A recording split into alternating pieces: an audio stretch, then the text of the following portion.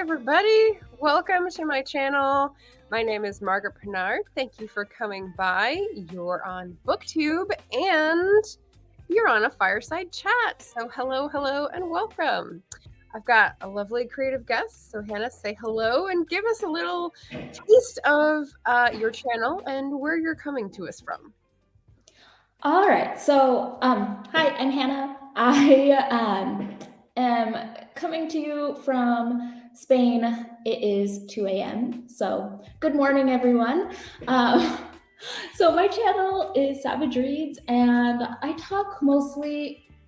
do mostly book wrap-ups. So I mostly talk about just what I've read, and I'm really happy to read anything that someone recommends. I like to kind of have a variety of genres, but I do tend to read a lot of nonfiction and contemporary fiction.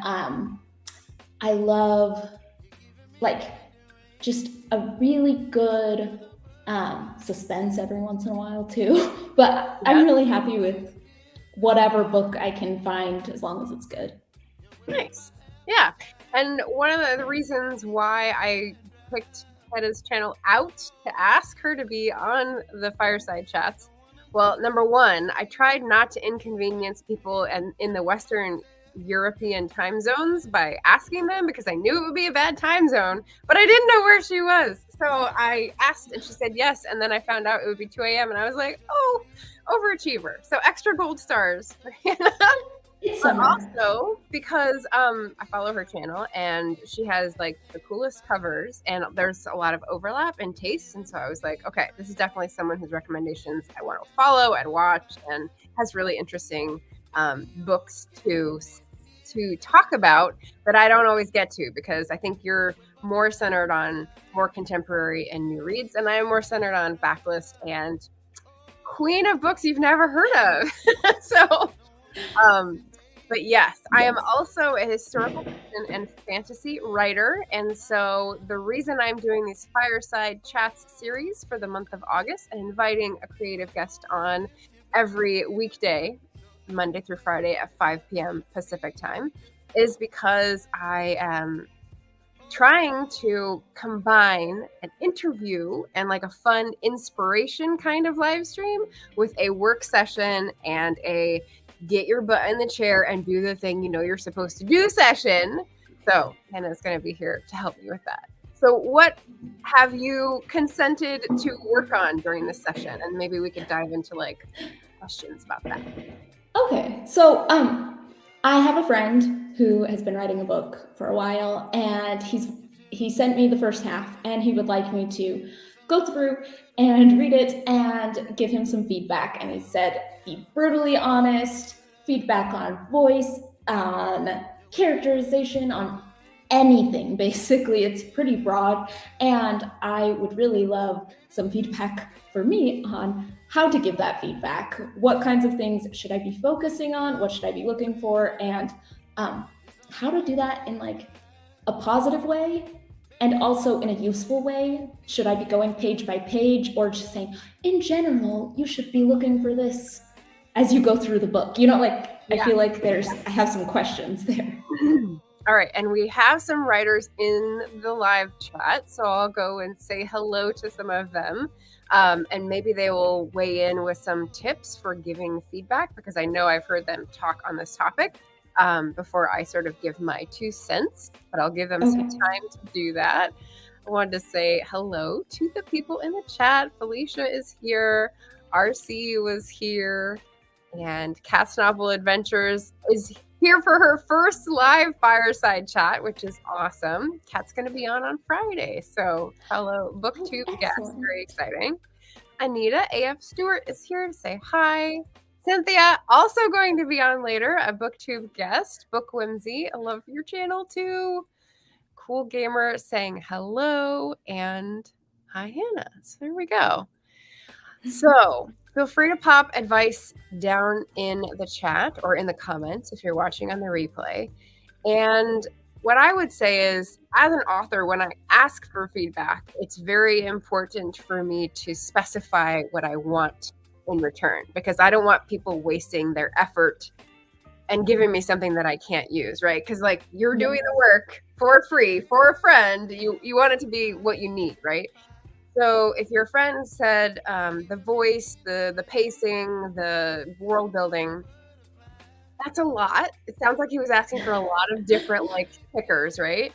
So if you're doing half a book, how many pages is that, or how many words do you send? I have no idea. I have it on my phone, and it just keeps scrolling. Scroll.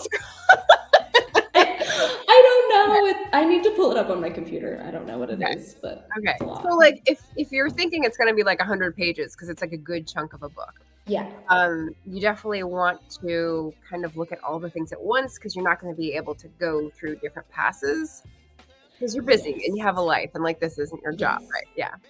So when I ask, I usually say these 5 things, and then when I'm going through someone else's work, I'll have that on the side. And if I come up against something while I'm reading that makes me stop and like has a negative effect, like I got taken out of the action, or this word choice makes me scrunch my brow like this and I'm confused, or, you know, like I'm kind of bored with this paragraph, doesn't need to be here.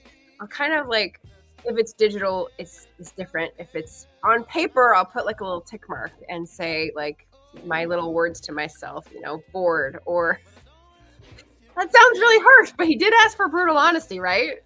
Yeah. Or like word choice, or like world building, because I don't understand why they would make this choice, and sort of like jotting down notes as I go so that I can understand what my own commentary is. Okay. Yeah. Digitally, maybe you would do that in a Word doc. Well, how would you do that? I started. I'd read like the first chapter, right? And I'm like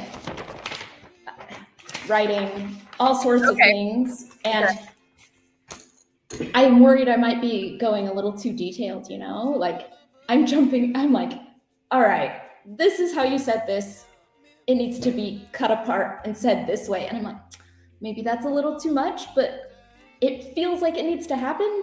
But if I do that through the whole book, I don't know if that's going to be, you know, very helpful.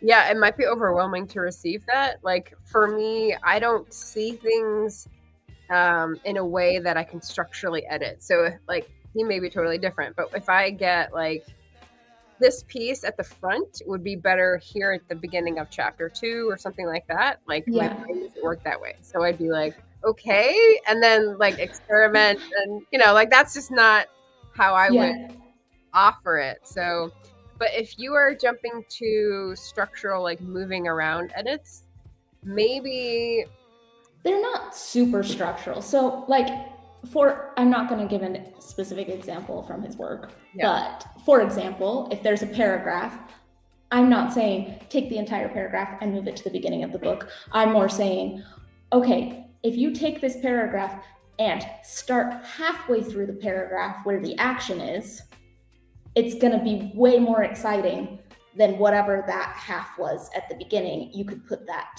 like completely switch that around. So like those are kind of the things, but if I'm doing that paragraph by paragraph, I'll never get through the book.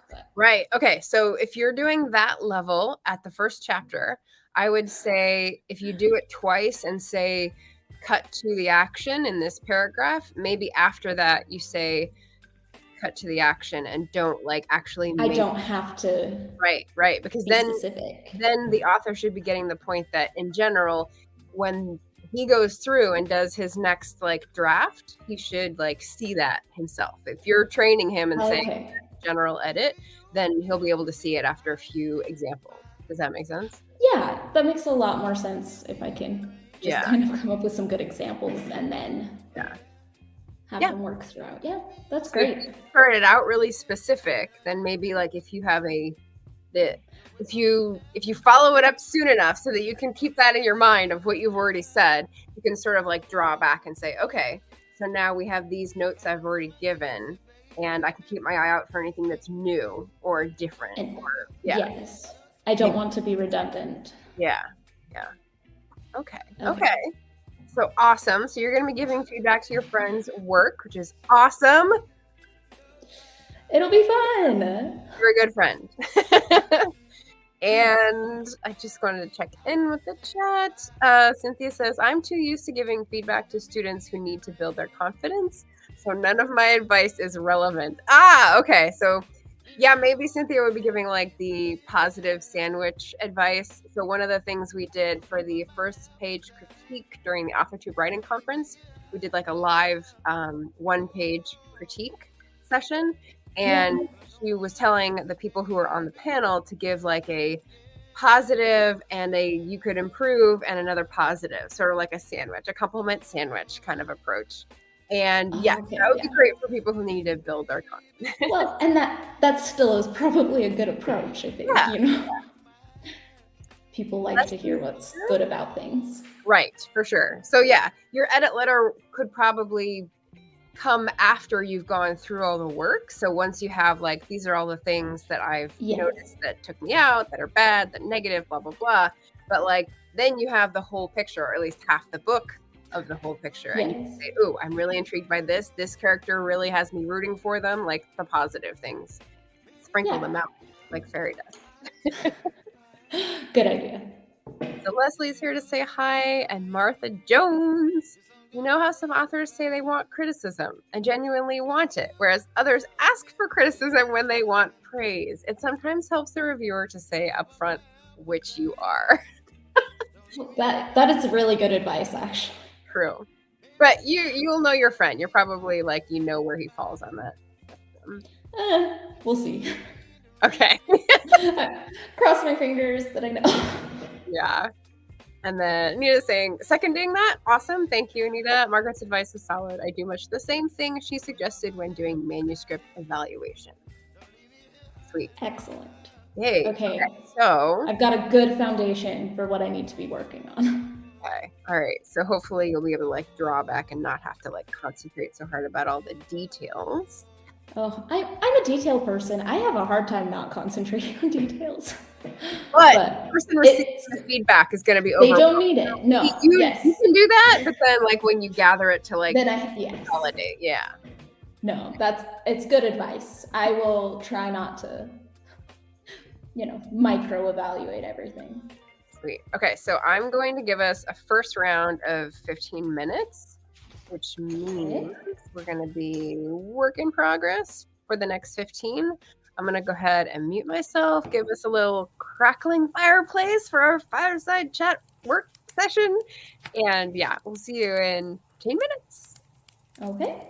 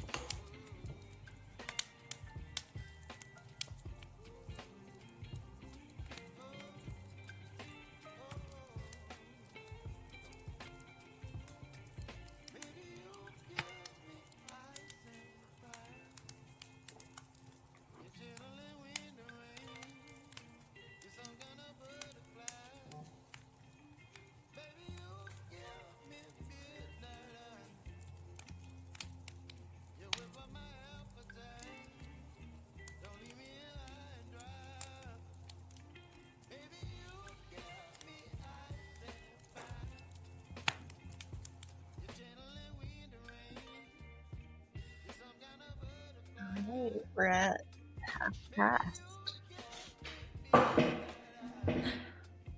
So, yeah. So I got 3.5 reviews done on my Storygraph. Wow.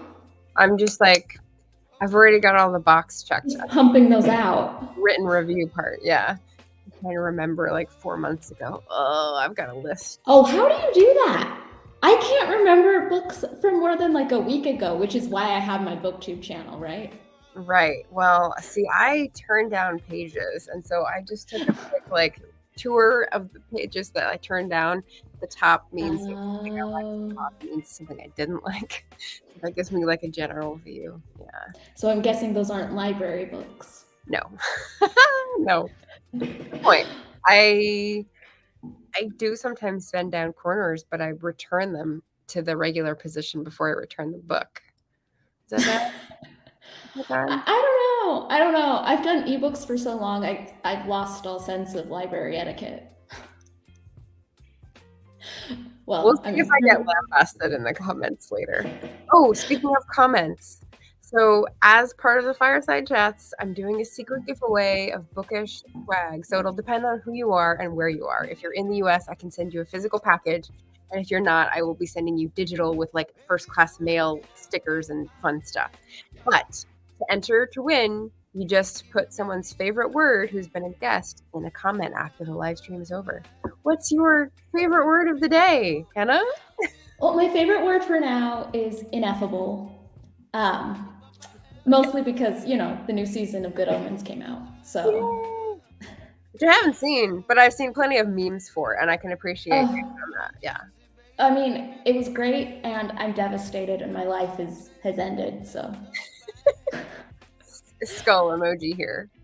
All right. So yeah, no. Working on. Kat said I wrote a book review before hopping on here for the Sisterhood of the Traveling Pants. That's fun. Oh, I haven't read that book in ages. Yeah.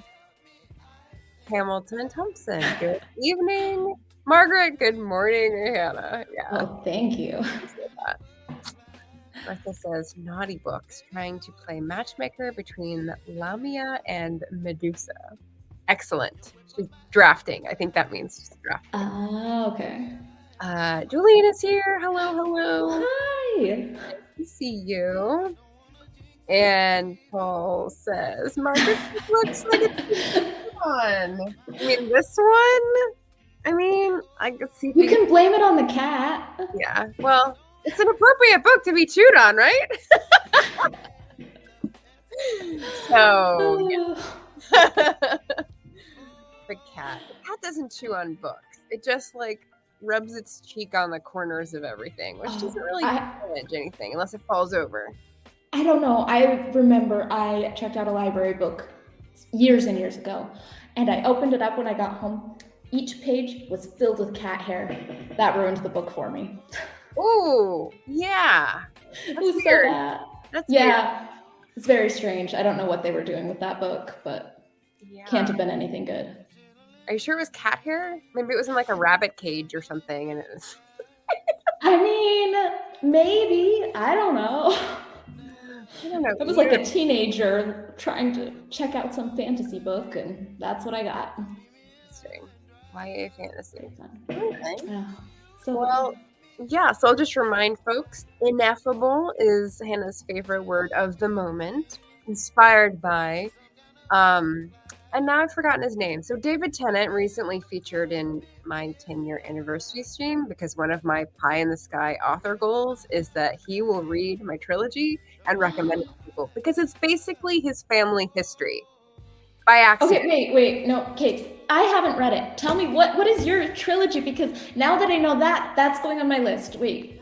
Okay, so the backstory is that I wrote this trilogy and I think I was through the first 2 books before I saw the episode of Who Do You Think You Are, which is like a British ancestry program, kind of like yeah. And no, I've heard of that one. David Tennant was a guest, and he had one branch of the family that I think was from Northern Ireland and one from like Western Scotland, I think. And the one from Western Scotland strangely followed the path of the family that I detail as a family saga in my historical fiction, starting with the Caning. So I had this idea that I should send him the book and he should read it, and it would be such good press. And I just haven't done it yet because I don't know. I need to stalk him. Emma Bennett was telling me I need to be better at stalking in this digital age, and I was like, I don't know how to do it.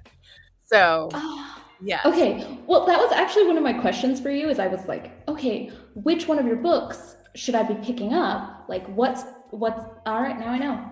Now I know if it's based on David Tennant. There, because if you're into contemporary fiction and historical fiction a little bit, except for like the questionable things, I would say The Keening is the best to start with. It's 1820s Scotland. It's a family that's farming and fishing and getting by, but then they're hit with an economic shock. Gosh, can't relate at all, and get kicked off their land, have to migrate to a big city, see if they can make it there and stay together as a family. And so basically their adventure kind of continues from there.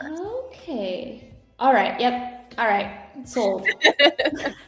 But yeah, so I sort of fell in love with Scotland's history, visited, just sort of fell in love with the geography, and like would roam the hills and the Mucker and like gaze out at the sea. Like, so have you spent much time there?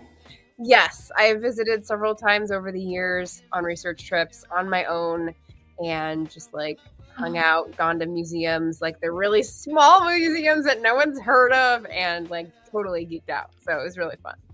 I love that. I mean, I've only been to Scotland once, and it was like, I think it was 9 years ago now. So I've been wanting to go back.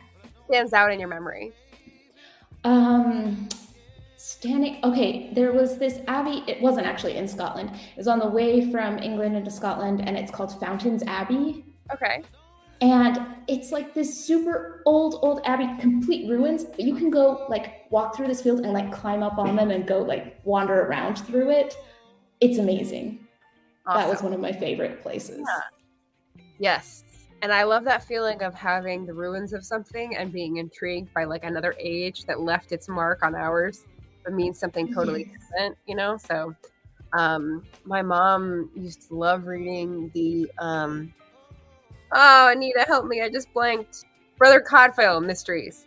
So like actually when those abbeys were in use, you would have in the, not the abbey, but the nuns in the cloisters and the monks and the whatever the men were in the monastery. Is that right? Yeah, I think you're right. Well, yeah, I have a monastery in my town. It's just down the hill. Nice.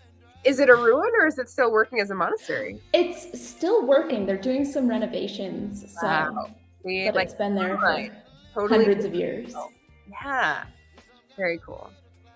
Oh, I love that. No, we also have a medieval castle right up on the hill, and that is amazing. So I've never really been inspired to want to like write books. I love to read them, but I've never really been like, I have a hard time coming up with ideas. But then when I see some of those things, I'm like, oh, there's an idea here. I just don't know where to get it.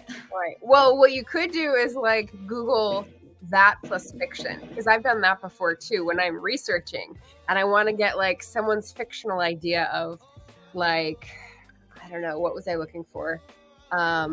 Chicago labor movement fiction. And of course, no Google searches for that. So I ended up having to read the dry, like nonfiction stuff. And I was like, oh, come on, give me something a little more narrative. Okay. But to be fair, if I'm reading historical fiction and the authors put in the work to do some of that really hard research, I am so appreciative. I love that. I was trying to like get a shortcut, but no. Cindy says that's so cool. And then she's also recommending send him the books. He does a lot of conventions, or at least he used to. He does. He does. Okay.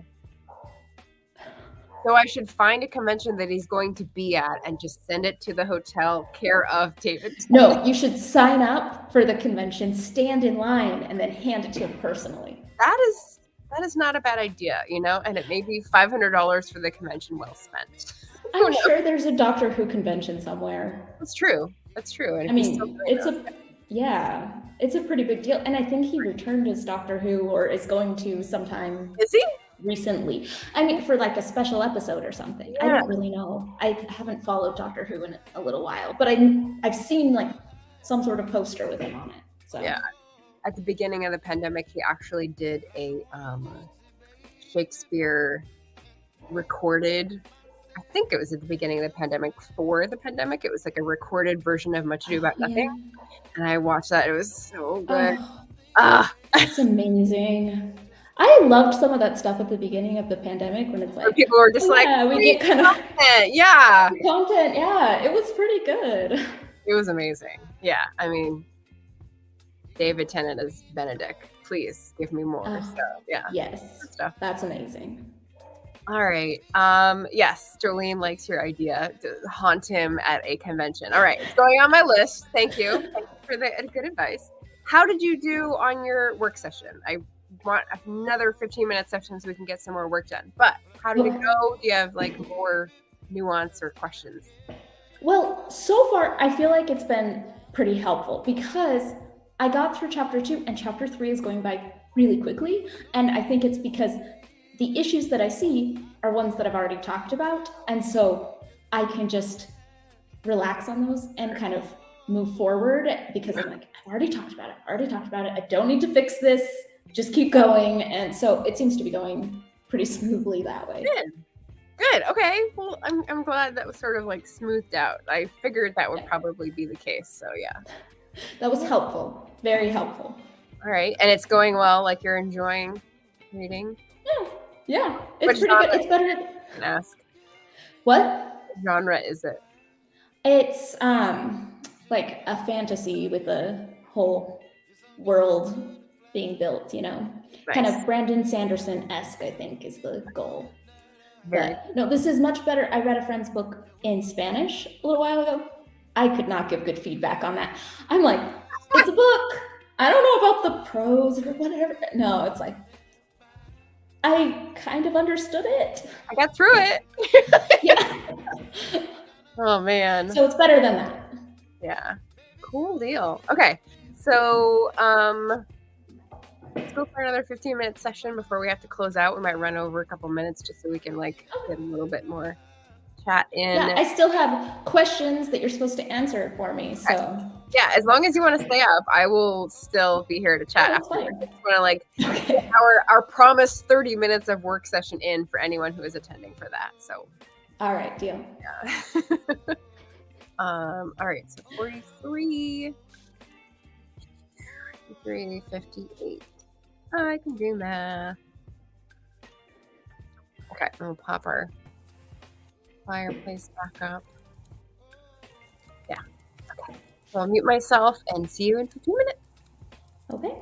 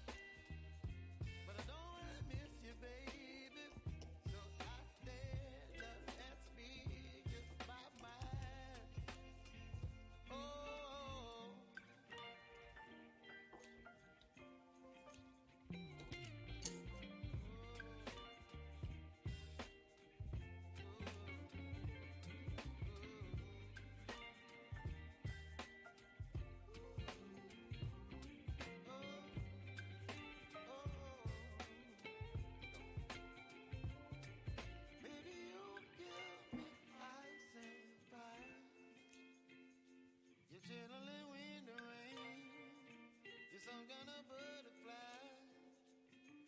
Baby, you give me midnight. You whip up my appetite. Don't leave me high and dry. Baby, you give me ice and fire. You're channeling wind and rain. You're some kind of butterfly. Baby, you give me midnight. You whip up my appetite. Don't leave me here high and dry. Oh,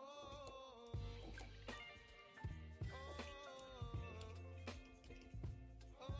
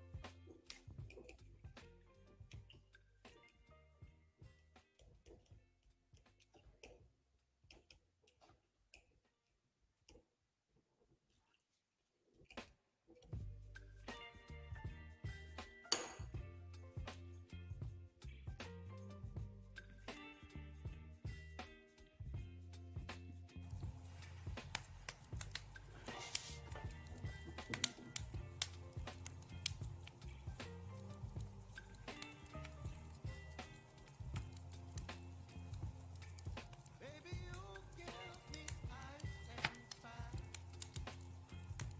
You're giving me wind and rain. You're some kind of butterfly. Baby, you give me midnight. You whip up my appetite. Don't leave me here high and dry. Oh, well, I don't wanna jinx it, baby. Can't treat myself best just fine. Don't wanna overthink it, baby. Just clear your mind and mind. Baby, you give me ice and fire. You're giving me wind and rain. You're some kind of butterfly. Baby, you give me midnight. You whip up my appetite. Don't leave me here high and dry. Oh, but I don't wanna jinx it, baby. Let's not get ahead of my time. Oh,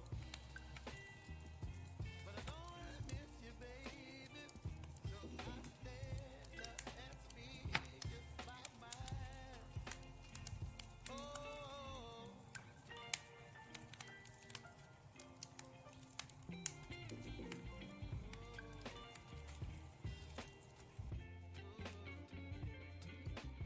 We're at 58 minutes after. Let me stop my banner here. Whew. Okay. So, Oh, come back from the world. Was it immersive? Were you out for the count? I mean, I was getting somewhat transported, so that's a good thing. That's good, yeah. Oh, I haven't read a lot of fantasy lately, so this will get me back into it. Yeah, do you find yourself going in like rounds like, oh, I haven't done a mystery. I feel like a mystery now, or I haven't done a fantasy. I need a fantasy to escape.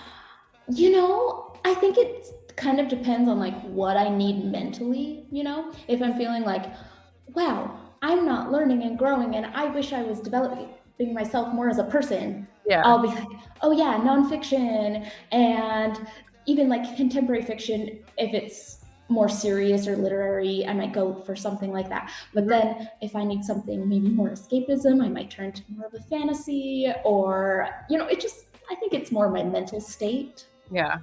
Or what's available at the library. Yes. I think it's like, for me, it's governed by sort of shoulds on readathons for Booktube, like Women in Translation right now.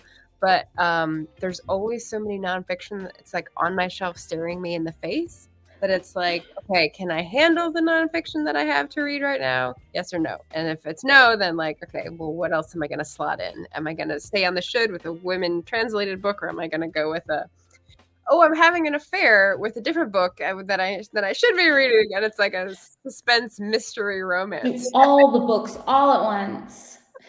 or that. I always love a good nonfiction as an audiobook. Like, that's just perfect. It's kind of like, I feel like my answer to podcasts. I don't do a lot of podcasts, but I'm like, I'll listen to a nonfiction book. Yeah, good. Are you listening? That's always a good one. Well, I'm listening to a book, but not a nonfiction one. I've just started Horse by Geraldine Brooks. Oh, okay. I've heard that's really good. Yeah, I mean, so far, so good. I don't know. And I just finished listening to The 100 Years of Lenny and Margot. I don't know that one. It's one of those, like, cancer narratives. Oh. You know, those, like, it's a sick teenager and she's sick in the hospital and lives there. And I'm like, I don't know how I feel about that genre in general. Yeah. You know, like, are these sick people here to make us feel better about ourselves? Like, why are we reading this? But it actually ended up being really sweet, and I cried at one point, and so it was good. Yeah, I don't normally watch movies of books, but I did watch several scenes on YouTube from the Me Before You, the Jojo Moyes book. Oh, I didn't read that book. I think that's the one with Amelia from Game of Thrones doing like a caretaker at home for a paraplegic, and they become. Wasn't it Eddie Redmayne in that? Was that? No, it's somebody else. It sort of looks like. I get confused on all of those.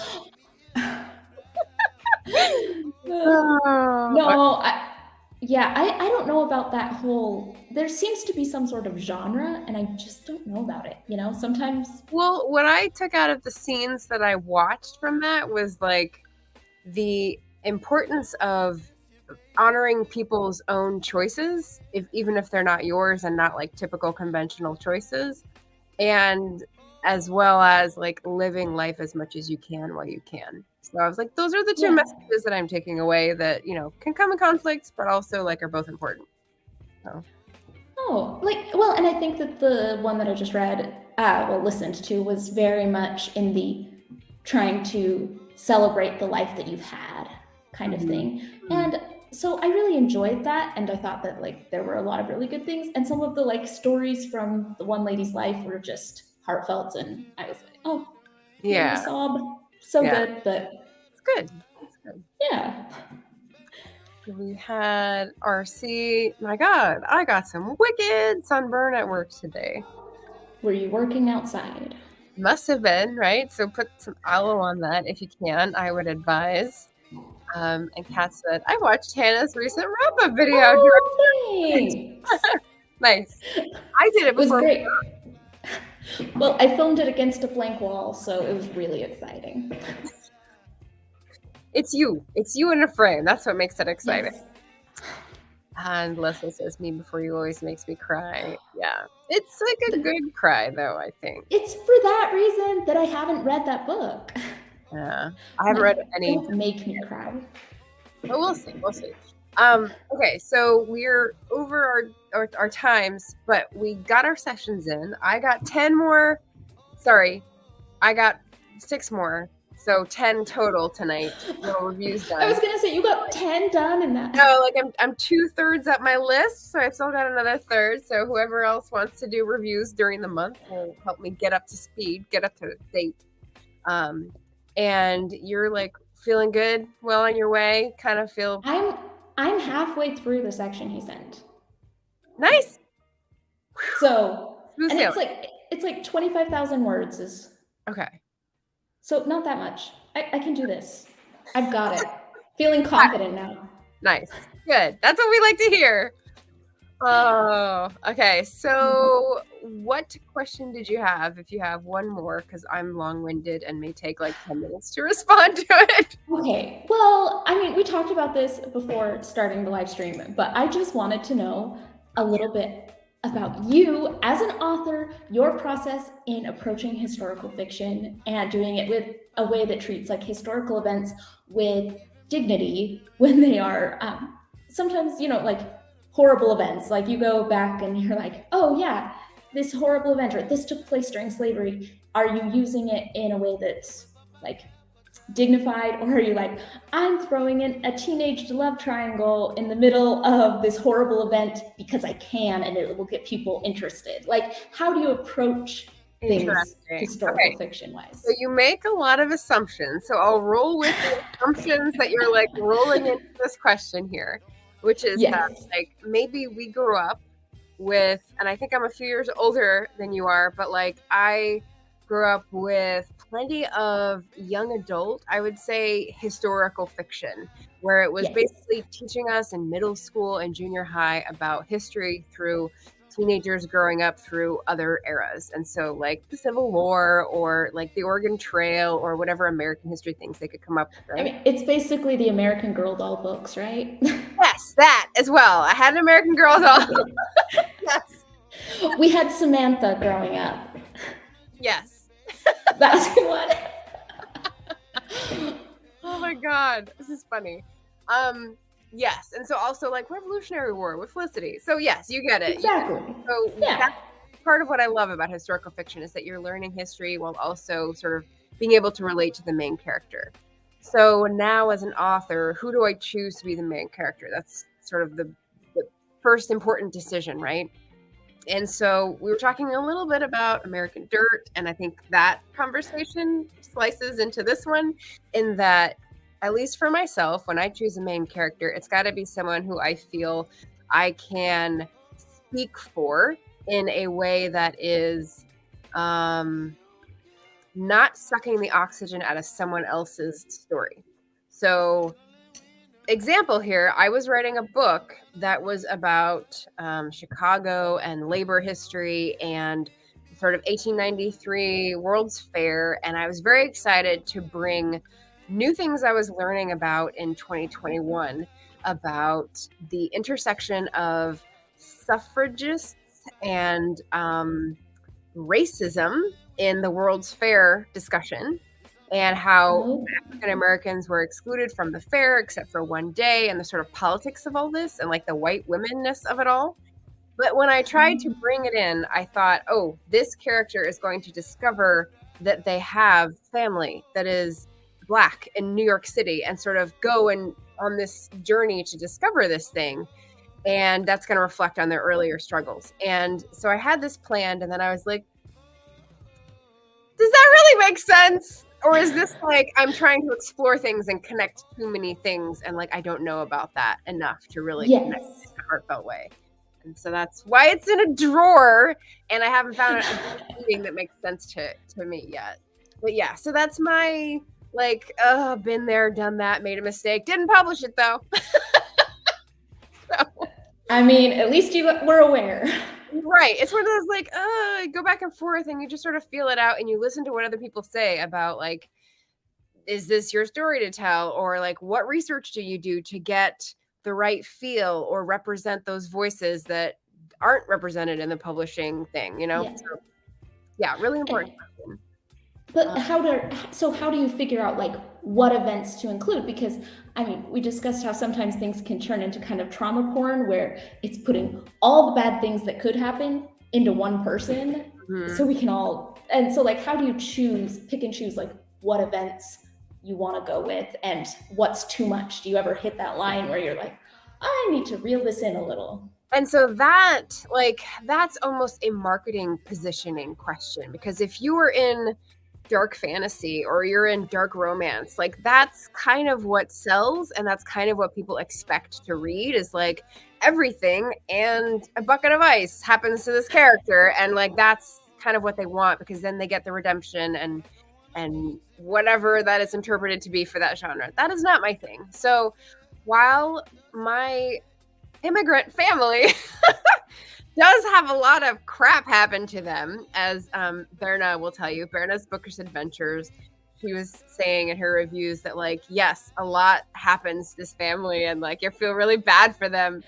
But, like, it's, I don't want to say it's, like, measured out, but, like, it's representative for each kind of person's story. So I kind of go with 3 books. Like, it's the mother and the father, and then it's the 2 older kids, and then it's the 2 younger kids. And so they each have, like, a different type of experience that represents something that happened in that age that I can explore to show, like, okay, the injustice of the criminal system in 1830s, or like the colonialism of England and Canada at that time, or the struggle for self-recognition, or et cetera, through their personal, like, events.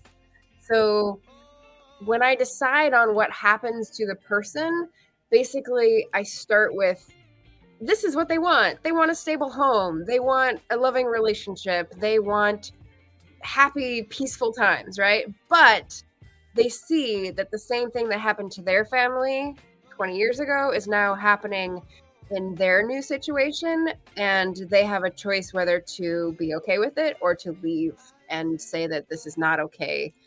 So, like, confronted with difficult moral decisions in a sort of a natural way, as natural as I can sort of make. Well, and I think that that's the beauty, as you were saying before about historical fiction, is you can make some of these, you can teach people about these different things that occurred, and you can do it in a way that people can relate to because they're relating to the individual character. So it's not to say that you can't put lots of things on one person in a book. It's just doing it in a way that's respectful, because sometimes I do read some books that just give me that, like, ick, just a little bit, just a little, like, no, that wasn't quite right.